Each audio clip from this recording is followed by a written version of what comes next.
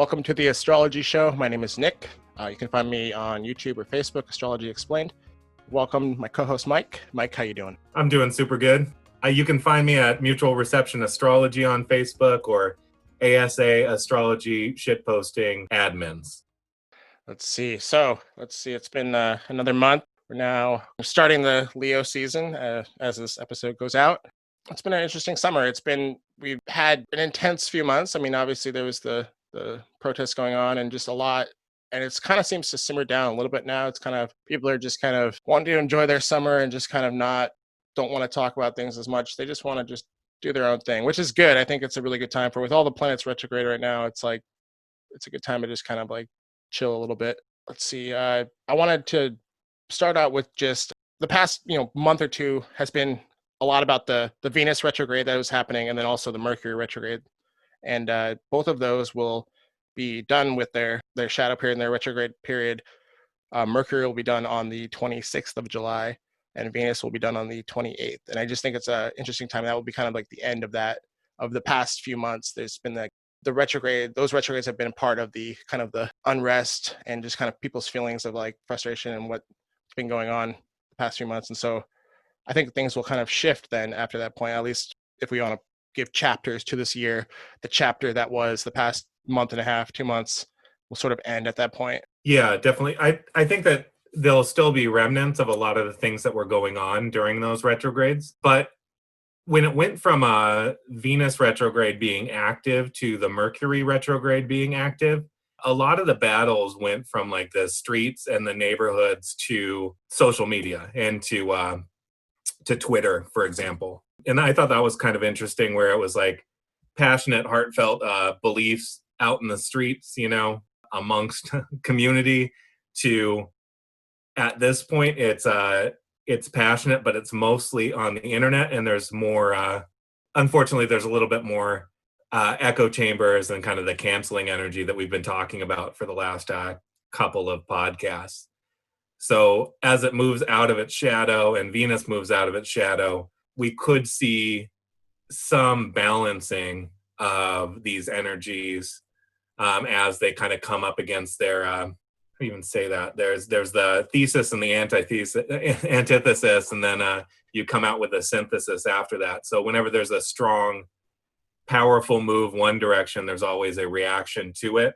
And then usually it settles in somewhere closer to the middle, and then you see the next thing after that. So as we kind of move out of the shadows, so to speak, too, a lot of people have been dealing with their own kind of unconscious behavior patterns, or their own problematic speech or behavior over the course of time that they've had, right? So moving out of the shadows means kind of, hopefully, most people have brought that up in themselves and kind of examined it so that they can either own it or figure out how to make kind of restitution within themselves with it. And it's pretty optimistic to think that most people will own it. So we'll see how that all goes too, because all that material coming up almost always creates a personal crisis in people, and that can be either externally directed, or it can be an internal transformation process. And if people don't want to deal with it, they aim it externally at the other, whoever that other is in their life. Yeah, absolutely. And I mean, if you're talking about just on the personal level, but also just in like what the whole cancel culture thing, I mean, yeah, I think like it's only going to get worse. I mean, cancel culture and technology go hand in hand in the sense, obviously it's a lot of it's like people's tweets and stuff and like things you said like 5 years ago or even just 2 weeks ago. I mean, it's the same principle what you're talking about applies, and like it's only going to get worse in my opinion. And like, and this is like when all the planets move into Aquarius, we're talking Saturn, Jupiter, and then also Pluto in the future. Like technology is we're not going to have very many secrets in the future. And, as a culture, like how we adjust to that, because like, if we just keep tearing people apart for all of but like, and then we're going to realize that pretty much everyone has something in their closet or whatever, or like, shit that they're not proud of, and it's like, and to me, that gets into kind of where we're at with the Neptune in Pisces, because the ultimate then in my mind, and you can feel free to disagree, but like the ultimate is like, you just got to like have forgiveness for people for fucking, or for messing up, because like and forgiving oneself too, like what you were talking about, like, you go and you work through the process, you realize like I'm gonna grow and not say the things, and learn to communicate better and learn to not say things that are hurtful, but like at the same time forgiving oneself, but also as a society we have to be able to, because as more and more stuff is exposed for people, and mostly through technology, it's going to either get worse and we're all just going to be judging each other and hating each other and like, quote, canceling each other, or we're going to have to like reach some point of like, well, that's your own private life versus this is like what you're putting in public. So that's going to become a grander issue, I think, in the future, just with like the exposure of people, and just people can't hide themselves, like, and so we're going to have to adjust to that, I guess. Well, things that people thought were secret, like maybe their Twitter DMs, could also become exposed. So, I mean, we'll get into that a little bit more later, but there's a lot of ways that people thought they were being secretive, thought they were communicating where it wouldn't come out. But trusting technological platforms to keep your information safe could be an exercise in futility. And when that information comes out, when and if it comes out, it can be used to blackmail people that don't want that information out. It can also be used as part of cancel culture, where maybe even people that were participating in cancel culture suddenly find their deepest, darkest thoughts put on the table, and it's not so fun for them. What do you think astrologically shows cancel culture astrologically? Like, what is it like? What sign? Like the planets in a certain sign right now? Because it's more. I mean, it must be about Capricorn, because it's been what the past, like. It might not be about Capricorn. But what do you think is the astrology of cancel culture, and this idea of like, morality? Is it morality? Is it like kind of I don't know what astrologically is causing this specific type of cancel culture, where people are so judgmental of others, but at the same time don't look at themselves and like look at the things that they've done that's wrong. Because you see a lot of people who like be shouting loud about, oh, it's so wrong, blah blah blah, and then like later, and celebrities and stuff, because that's who we see in the public, but like, and then later on they'll be exposed to like have said some horrible stuff, and it's like, what, I guess is more, maybe it's also psychology, but like, I guess, what is the astrology of that kind of mentality?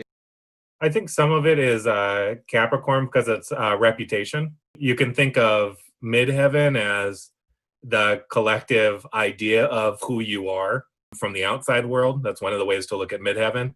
So that's your public reputation, and that's the beginning of the 10th house. But I also think it has something to do with the 11th house, which is about groups and associations, and also about technology. I think if anything rules the internet, it's the 11th house. And what we often forget is that the ancient ruler of Aquarius was Saturn.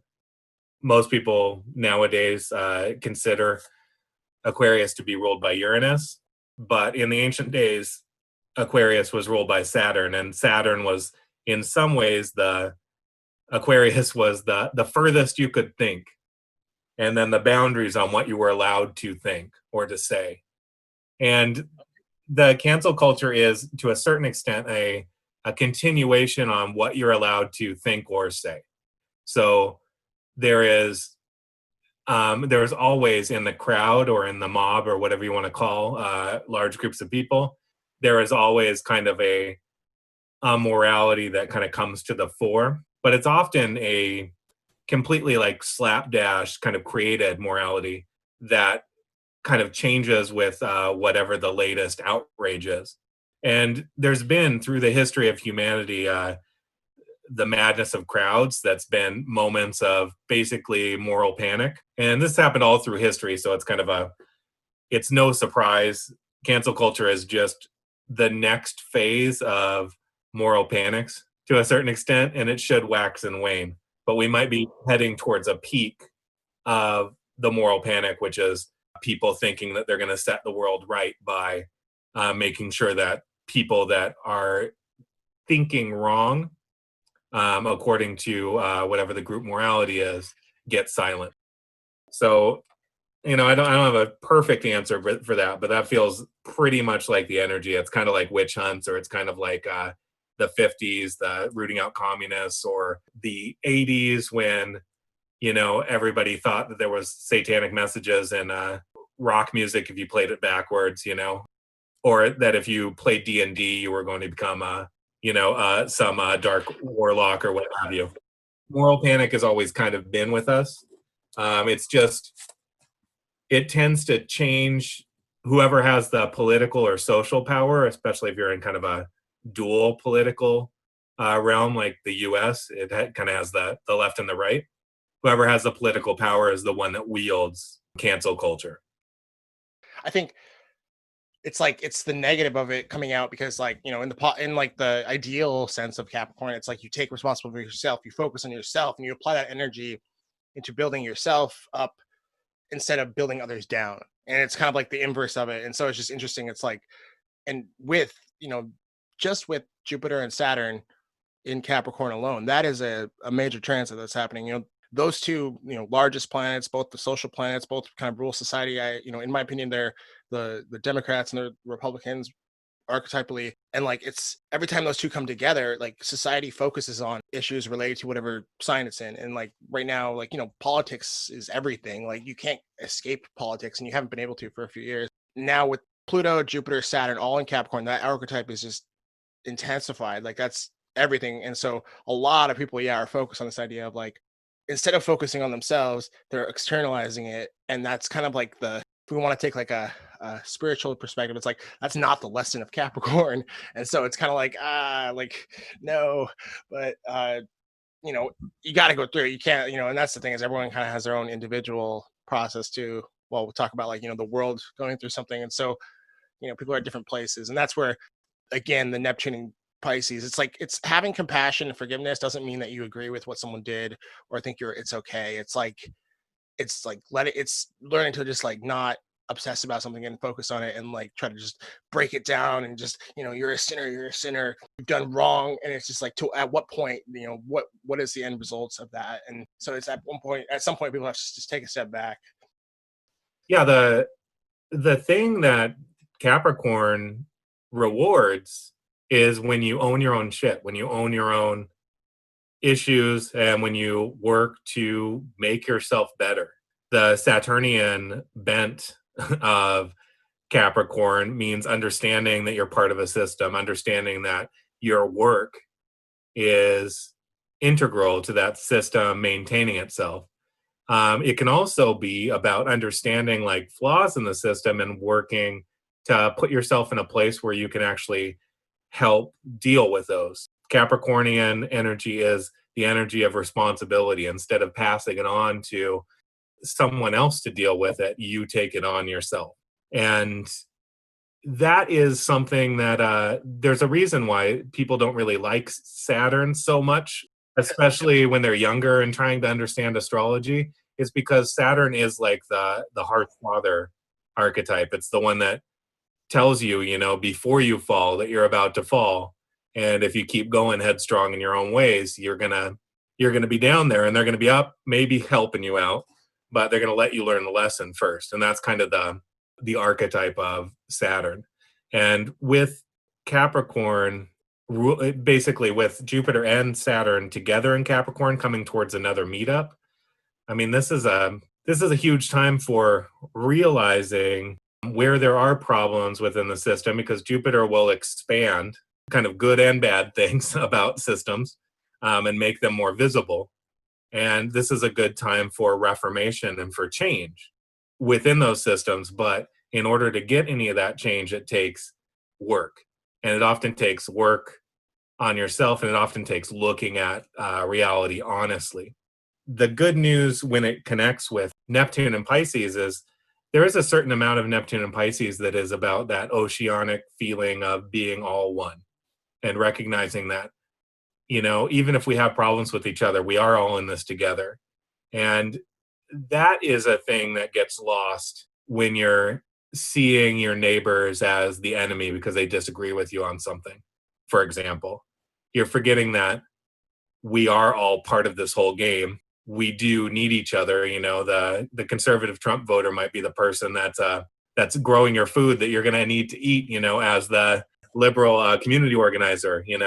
All these people and these different ideas are all part of the same ocean. We all live in the same space, and getting too divided makes it so that we're not working together for the common good. And that's when structures that we built up over generations, that those Capricornian structures that allow us to have such a high understanding and view of the world, that's when they start to collapse. Is when we forget that we are all in this together, and we forget how much work and blood, sweat, and tears it took to create some of these systems. So yeah, I'll kind of leave it at that. That's kind of my sense of those energies together. It gives us the opportunity at least to see that those connections that we have with other people, regardless of those polarities that we get caught up in. It also gives us a responsibility to kind of step up and work towards that unity rather than work towards that division.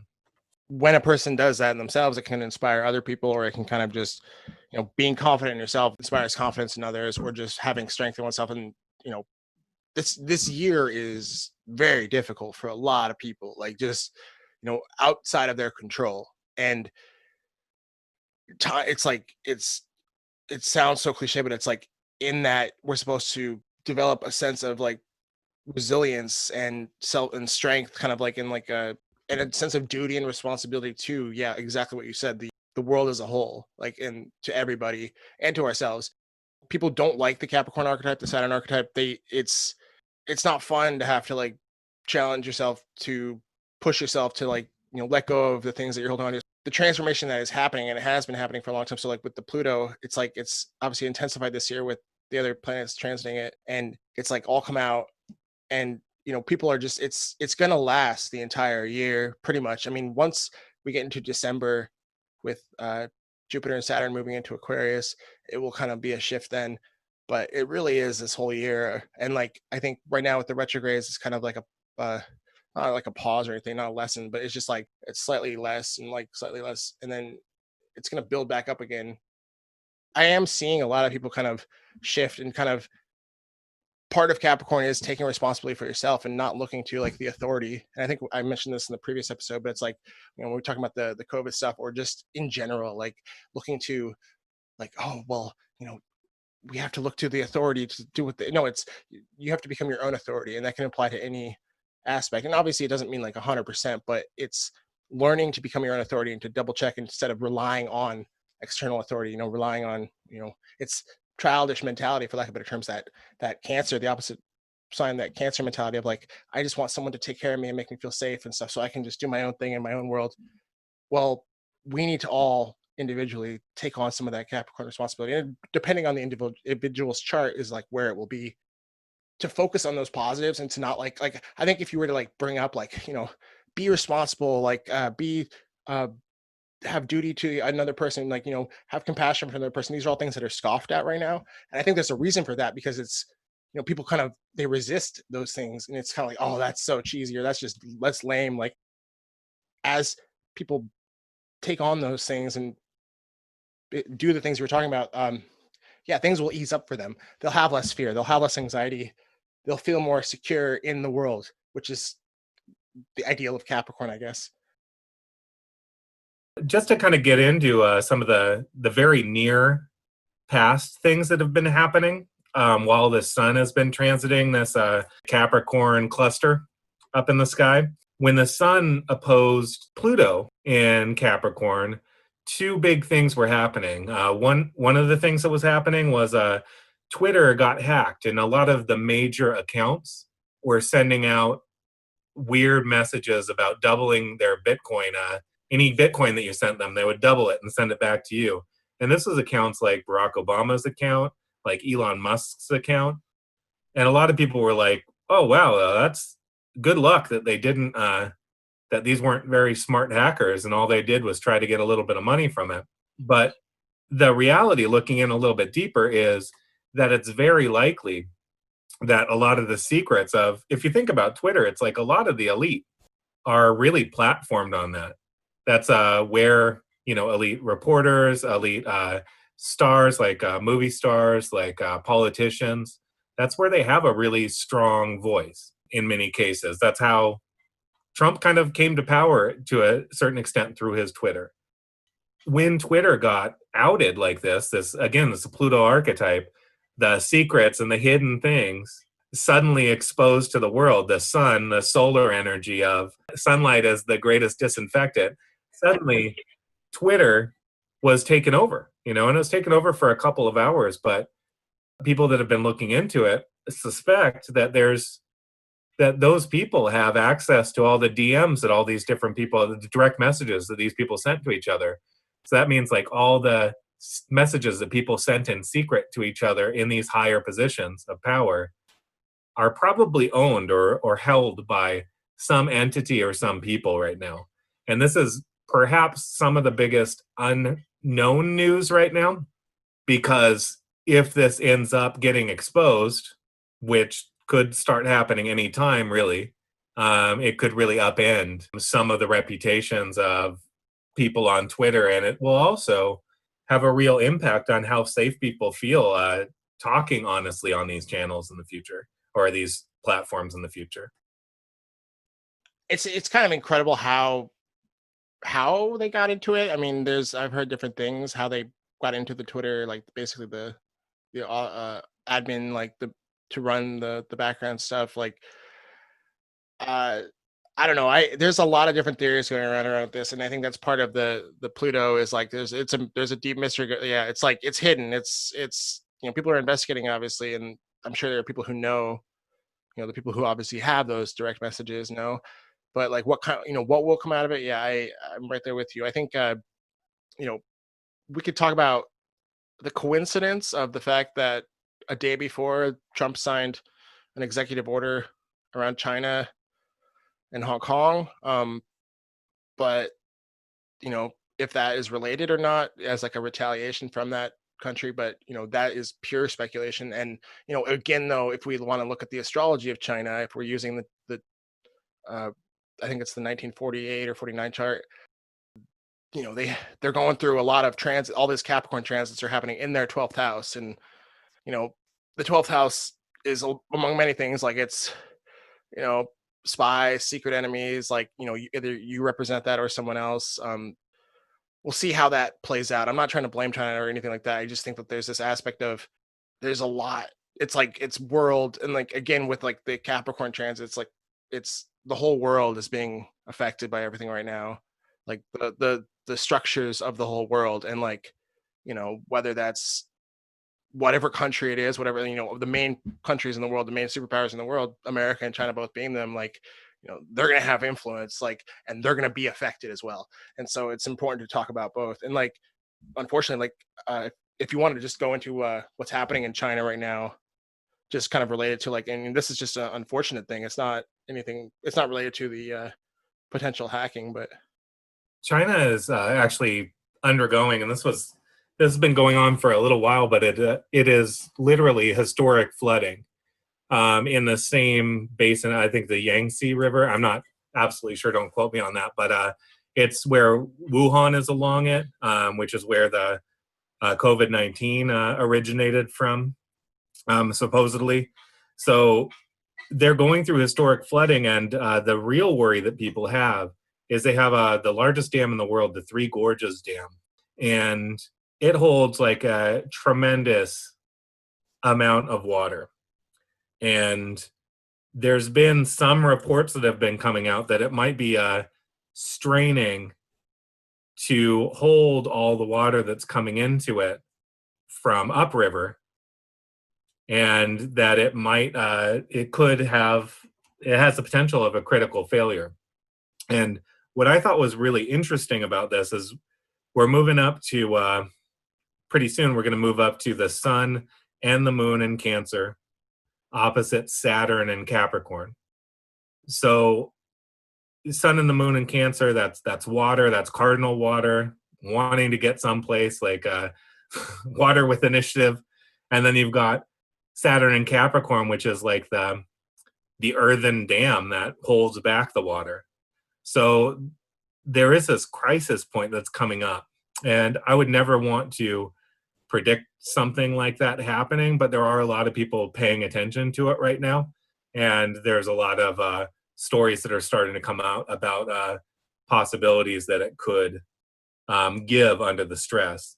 And if it does, there are literally 300 to 400 million people that are in the path of that water, and it could raise water levels up to 30 feet in some places if it did give out. So obviously that would be devastating to China. But even as it is right now, other dams, they're having to like take them down.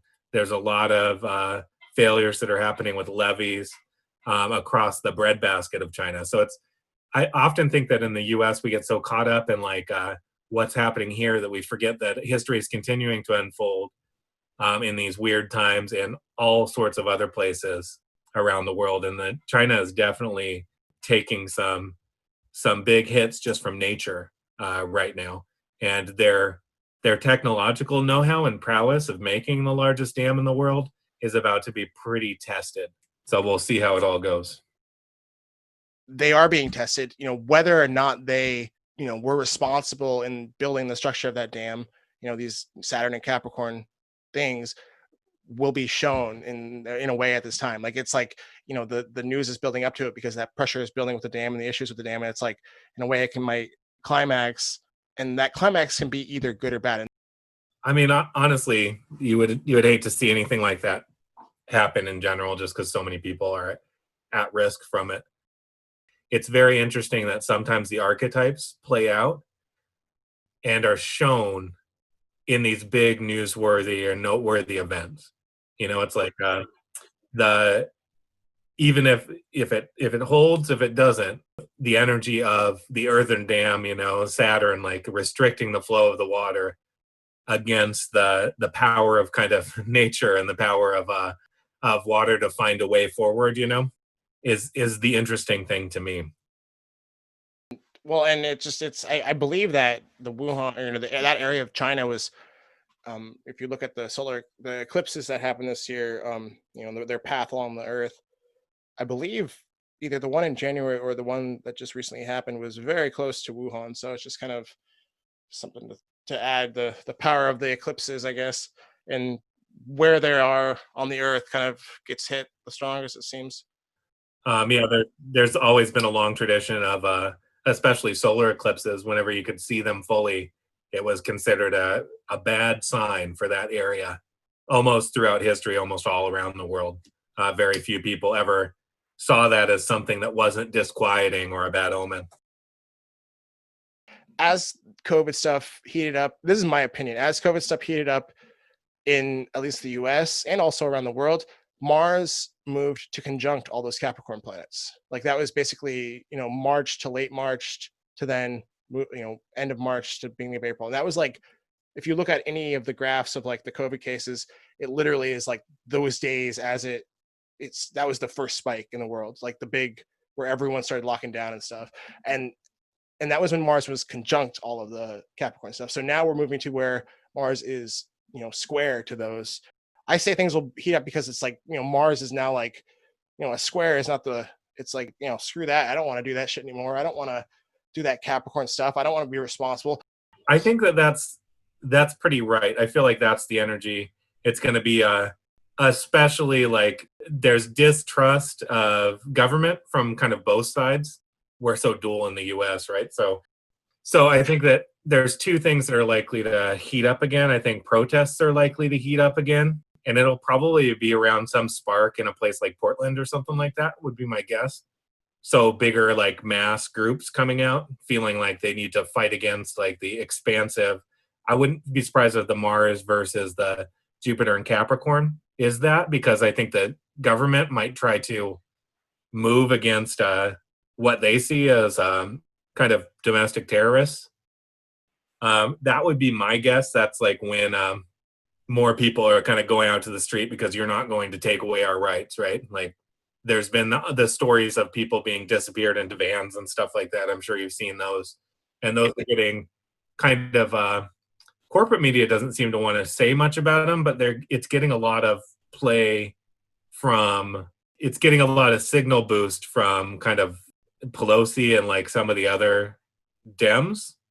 So they're acting like it's impossible for them to do anything against it. So they're acting powerless at the same time that they're complaining about it, which suggests that they're not really that interested in keeping the feds from doing stuff, Apparently, most of them got released. Like, don't quote me on that, but a lot of them got released. So it isn't like they're like taking them to like Guantanamo or anything. But it's still messed up, like to just go snatch people off the street regardless of your side or whatever. I do know what groups are doing it, and they're these tactical teams that the U.S. Marshals tactical team is like probably one of the best in the country. The fact that they're doing it is pretty impressive. In like a Capricorn status kind of sense, in a wow, they really like brought in the quality, But at the same time, yeah, I agree. Like it's didn't need to get to this point, and then there's a lot of political shit happening. We still got a lot of things triggering that Capricorn cluster, and it makes sense because government is still, I mean, for all the things that they do right, we still have a very divided government that a lot of its parts are pretty thoroughly corrupt, right? I think we both agree on that. So I think that talking through some of those things, talking through some of the elite secrets getting revealed, which I think is going to be the Mercury story. So Mercury opposite Jupiter, Mercury opposite Pluto, Mercury opposite Saturn. I think that's mostly going to be about disclosure leading up to the full moon, because the full moon coincides with Mercury opposite Saturn. So that's disclosure about a lot of people that we considered kind of our betters being exposed for kind of who they really are, right? And then I think the Mars energy is more about people there's two sides of it. I think it's going to be about people getting sick and tired of being restricted by the government from both sides, right? So people that are sick and tired of being told to wear a mask, people that are sick and tired of the coercive nature of the federal government on their streets, like, for example, from the other side. So I think that's like just a great outpouring of energy kind of against the government, and the beginning of kind of a almost insurrectionary energy coming to the surface, and some of it being focused on state governments that are too restrictive, and some of it being focused on federal government that people feel are overstepping. So yeah, let's get into the transits for the next month. So I mentioned before just the ends of the Mercury and Venus retrograde shadow phase. Those happen 26th, 28th of July. Then moving to the 30th of July. And this is so Mercury will be it'll oppose Pallas a few days before, and then it will oppose Jupiter on the 30th. Mercury will oppose Pluto on the 1st, and it will oppose Saturn on the 3rd. And during that time, the United States chart will go through its Mercury return. I mean, which happens yearly, but it just happens to coincide at the same time as it's opposing obviously those planets that are opposing the U.S. natal Mercury. So that will just kind of intensify. Maybe we talk about things coming to light, or maybe information coming out, or people kind of seeing things for what they are. That might be a potential time for it. And then that just also then on the same day as Mercury opposing Saturn, kind of at the end of that, we have an Aquarius full moon, which is square to Uranus. So the buildup of the Mercury opposing those Capricorn planets happens from the 30th of July to the 3rd, and then on the 3rd we also have the full moon culminating from the full moon, or the new moon that happened opposing Saturn. And so that's going to be an interesting chunk of time. I think it's not going to be like intense and crazy. I think that will come after Mars moves to square Jupiter the next day. But I think it will be, a lot to do with the Mercury stuff, especially related to the U.S. chart, just with the Mercury return happening, as well as then it opposing those planets. And so communication, information, we'll see what comes out at that time. I think things will come out. I mean, there's two things that I think are likely to have an influence on this, and there are two bits of news that have happened this last month. The first is Ghislaine Maxwell was arrested, and this is a person that was really was a close associate, in fact, a partner in crime from most accounts with Jeffrey Epstein, who is pretty much a known pedophile with a island that he would spirit the elite off to for whatever they did on that island, and nobody is quite sure. But Ghislaine Maxwell is now in federal custody, and it's pretty likely that she's turning and has evidence on a lot of the people, many of whom there's pictures of Ghislaine Maxwell with literally hundreds of really high-profile movers and shakers in society. And there's a good chance that some of the information, some of the people that she turns on are going to be in actual trouble, especially if there's evidence, especially if there's video evidence of anything that they did that was wrong. And there's a lot of chatter that there was video evidence that Epstein kept. And if Maxwell has access to this is a big deal. The other thing that has the likelihood of kind of getting the masses chattering about how mad they are, which is Mercury and Cancer, of course, opposing these Capricorn planets. The other thing that has a real chance of coming out is some of the Twitter direct messages. So I think people are going to be talking a lot about kind of the elite and their secrets and some of the stuff that they didn't really want the world to see. And I think as we move towards that full moon from this new moon that's coming right up, there's more of that information that's likely to come out with like a kind of a peak of disclosure coming around the 3rd of August, around that full moon. And I think that's super disruptive. I mean, you've got that full moon squaring Uranus. It's super disruptive to our structures. It could have huge impacts on corporations if there's people that are tied into it that are CEOs and things like that. It could have huge implications for the fortunes of many people too. So it could disrupt money in some ways because, when you get to that level of society, those are people that are invested in a lot of different things, and suddenly going to jail or suddenly losing your CEO or the head of your foundation could have a big impact. Yeah, if I can just jump in there, I agree, because the Pluto in the Capricorn, it's transformation of the structures of society, with Saturn there as well. It's like, that happens in practical ways. And one of them definitely is if key figures in society all of a sudden, are taken from those positions because they're in trouble, then obviously, yeah, that has a very direct impact. And it's just, again, going back to what you're saying about like the archetypes you're playing out very well, like with these things in Capricorn, society has to go through a transformation, whether it's the in my opinion contrived kind of new normal idea of like, we're going to build a new society based on these on fear and control, or kind of a new society based on like a transformation of what you were saying earlier, again, about how people like they look to these people in society, whether it's a celebrity or it's a sports person or it's a politician or it's someone on the news. It's those are these authorities, these people that people look up to. They're leaders in society, quote unquote, for better or for worse. And beyond the implications for society and the practical changes, we're also talking about like the changes inside people, disillusionment and the pain of like having to address maybe those types of things.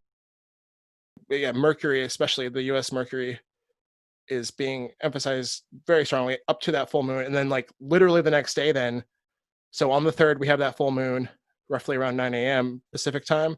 And then the next day, Mars moving through Aries squares Jupiter. And like then it's like we have Mars being like, people are kind of sick and fed up with stuff. The timing of that is kind of quite fascinating, I guess, is my point, because then we have Mars on the 4th of August. Mars will square Jupiter. And from that time up into the 12th, 13th of August, Mars then will square Pluto. So it's like that chunk of time is going to be, people are going to be frustrated and angry. If we want to talk about maybe then Mars starting to square those Capricorn planets. Well, if you think about Mars squaring Jupiter in Capricorn is debilitated. Jupiter doesn't really like being in Capricorn, and Mars loves being in Aries. So you can expect like the people's anger to kind of overwhelm kind of the government's defenses of themselves at that point, or the elite's defenses of themselves. And with Mercury moving into Leo right at that time, you can kind of expect like people to be pushing back on any authority that these greatly diminished, like if things happen as I kind of think they're going to, you could see a big pushback against the diminished authority of the elite. Because even if it's just some people that get outed as pretty horrible people, for example, many people will see that as just a symptom of even a deeper rot, right? So that's my sense, is that you'll have people that are mad as hell and not going to take it anymore, and that are mad at the entire system that would elevate people like this to positions of power, and people being mad enough to start talking about it too and start being loud about it. That's kind of the energy of the Mars square Jupiter. It kind of creates an upwelling of resistance against the status quo. And, because we're so dual and so divided in the US, there's some side, each side is going to take it differently. There's hopefully more people in the middle that can help people stay on target, because otherwise this can easily be attacking the elite and then attacking each other for whatever elites people are still aligned with, is kind of the danger of it. I tend to go more into the dangers, but there's also the positivity in the sense that there should be challenges to unaccountable power. There should be, the people are honestly the check against unaccountable power, especially in a democracy. So the more that people get kind of angry and focus their anger on something useful, some useful change, the better off it is. But if it's just focused on destroying structures, it tends to work against people in the long run. The people, Mars and Aries, it's like people, are fed up with, and people have been pretty good about still trusting. The majority of people have, like, through the COVID stuff, through this past 6 months, like, do what the government says, do what the science authorities say, wear the mask, do the social distance. And it's just kind of like, I'm going to be responsible. And that is a good thing, like, regardless of your thoughts on the virus, etc. It's like, on a level, of course, we can really talk about the fact that people just do it blindly and not find the responsibility and authority in themselves. But now with Mars, then it's like people were good and that energy, but then it's like, if you're good and you do a good job, but then you're betrayed, it's worse almost. It's like, if you, like, say you do a good job and then someone betrays you, even though you've done what they've asked, or you feel like they betrayed you, regardless of whether they did, but what you're saying with things coming out about the elites who run, and it can be in all levels of different, types of, department agencies, politicians. It's not one group, and it's not the left or the right, but now it's like people are like, no, I did what you asked, and it's, you lied or whatever. This is one angle that it could be. Again, might be just my own bias, but you lied. Now it's like, I think, mix that with the energies of, the protests that have been happening and all the political stuff that's in the background, just the political stuff of the, the left sees the right as evil and the right sees the left as just silly or whatever. Because Mars in mundane astrology, it's like Mars and the sun are like the signifiers of, like, energy and the movement of, like, where the focus is. So, like, the sun is like a steady one that's just, daily, and we talk about, this being Leo season, the sun is in Leo, so the focus is in Leo. But Mars is also a signifier of, like, where the energy is. Seeing the, March of 2020, we had the largest buildup of COVID cases. That was when things really boomed, not just in the United States, but in the world. And it happened right as Mars moved to conjunct all those Capricorn planets. And so now, as Mars is moving to square them, it's, people, we shut down the country.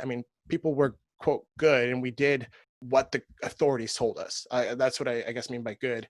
And now it's like that will come out, and it's like all these factors are going to trigger it, whether it's what we were talking about with the potential leak of the direct messages, whether it's the stuff around Ghislaine Maxwell, whether it's, and whether it's the political stuff that's coming out, there's stuff that's happening in the Justice Department. So all of that, exactly what you said, is going to cause this. It's like, I don't want to use the word disillusionment, because it's like, that's not the right word. It's like anger, because especially as then Mars moves to square Pluto and then conjunct Eris, it's like, that's like Eris and Mars together is going to be a nasty combo. I'm just going to say that.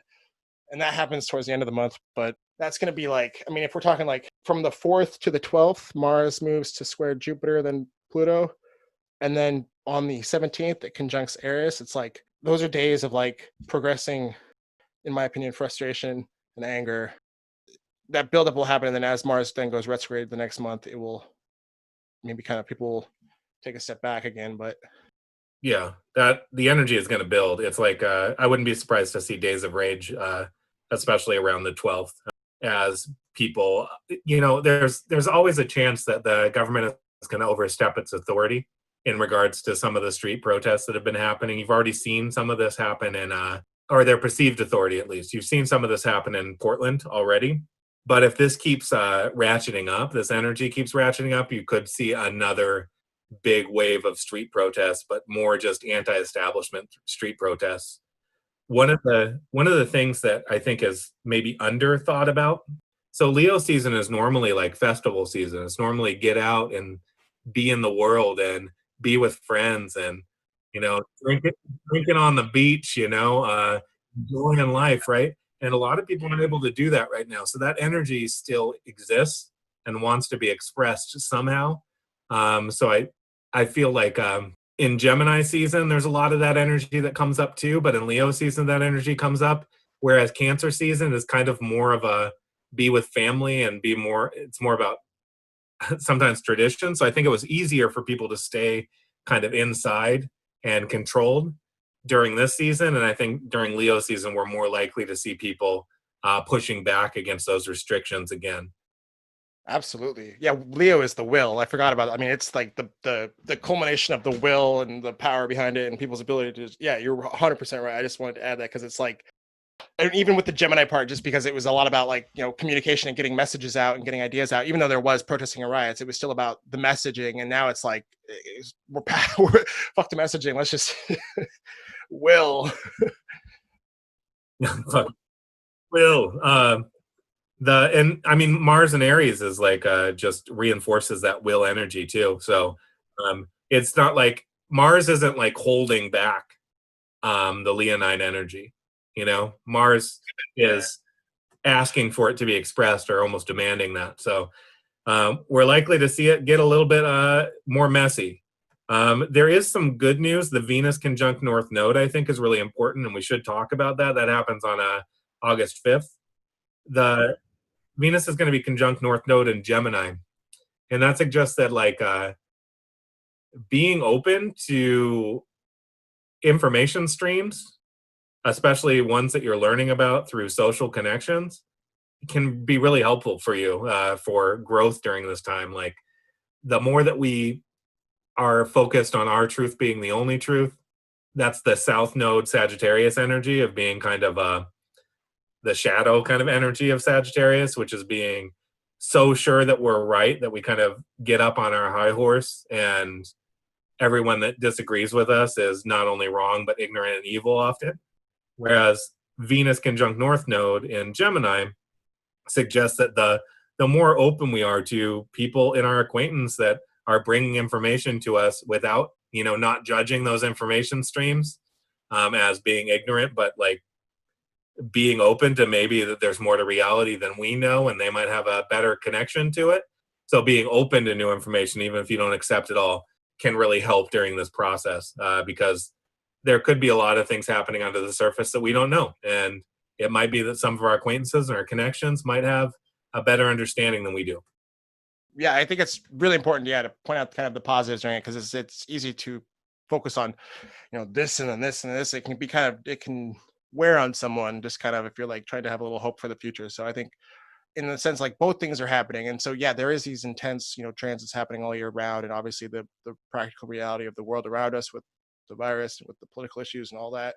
But at the same time, finding those little areas where you can find a little bit more, pleasure. It's like, yeah, by like connecting to people and being open to like what they have to say and not just being and most of it will be online right now because a lot of people are at home. But even then it's like, pretend like you're not online because it's so easy to be a jerk online with you're not face to face like and just and, it is what it is but it's at the same time like you can make an effort not we all can make an effort to kind of just practice being a little bit more up our dialogue I guess and kind of make it a little bit better to because effective communication like you can be right and make your point and like not be a dick and like that's something I'm learning and that's something a lot of people have to learn and it's like that's definitely the Sagittarius kind of like I'm just gonna say what I know because I think I'm right, and screw your feelings. I'm gonna be blunt and just say it.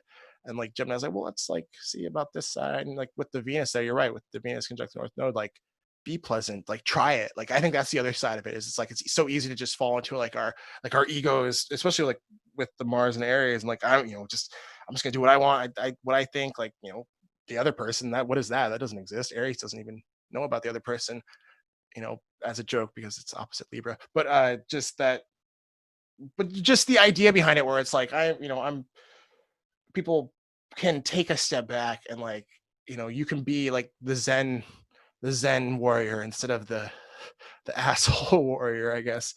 I mean, if you want to talk about the archetype, there's multiple expressions of it. There's multiple ways, and then like part of that is individuals doing the work, going back to the Capricorn stuff, doing the individual work, taking the individual responsibility, like in any given moment, to not say, make your point, but then don't add dickhead at the end or whatever. It's like you can, just little things like that, like, or whatever, or the insult at the end, or Well, it helps us grow. Like North Node is about like hard growth.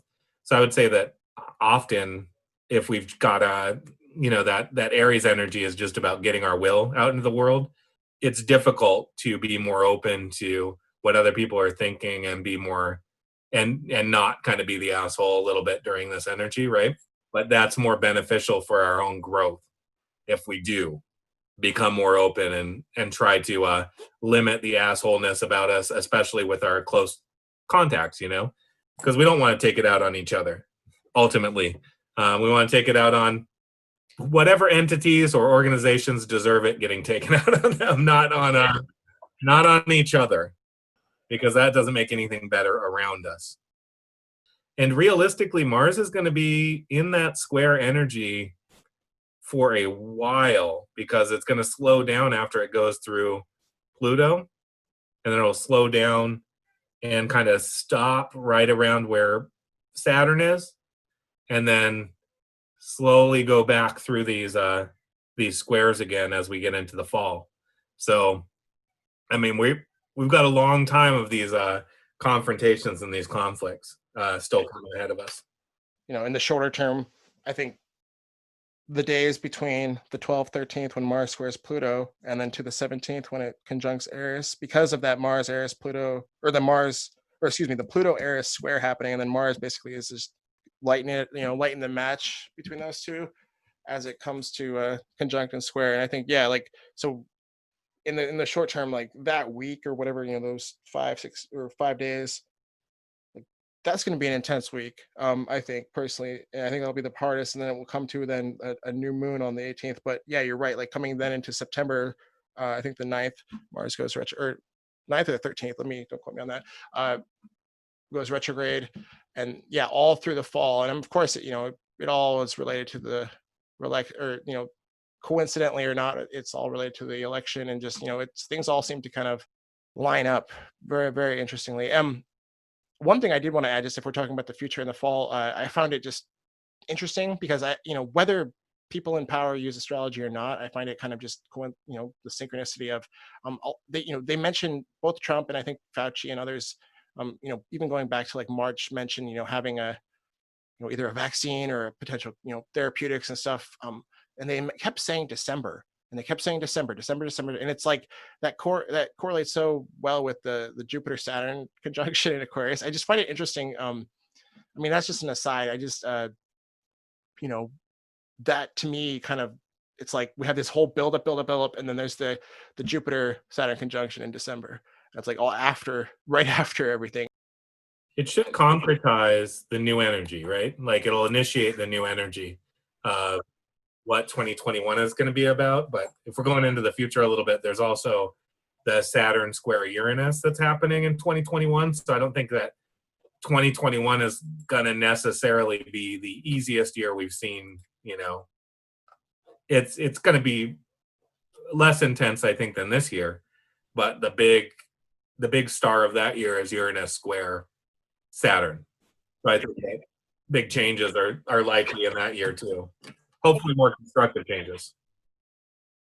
Moving ahead, so we have the Mars square Pluto on the 12th, 13th. On the 17th, Mercury will conjunct the Sun, as well as Mars will conjunct Eris. And then the following day, on the 18th of August, we have a Leo new moon, and it is just conjunct Mercury in Leo, as well as trine to the South Node and trine to Mars and Aries and Eris.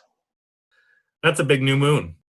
It suggests that maybe it's a good time. Well, trine to the South Node doesn't necessarily tell us this, but it could be a time to kind of get out and enjoy life a little bit, even if there are still restrictions on you. With so much fire in the chart of the new moon, it suggests that maybe we're forgetting a little bit about restrictions on us and just going out and enjoying things for a little while, which can be really good for us, I think. No, I agree. I think it will be a good time. It'll be a nice sort of, not relief, but it will just be kind of, yeah, like stay true to like your needs and like, yeah, like express your own needs. And like, I think everyone should definitely take the time in Leo month to like channel that energy into, healthy, positive, quote unquote, activities, because yeah, I mean, you can definitely let it get to you and let it come out in ways that you maybe can't control. And so, we can control the archetypes, how they express themselves, how the planets express themselves, or we can just let them do it themselves. But if we just let them do it themselves, it's usually not as pretty.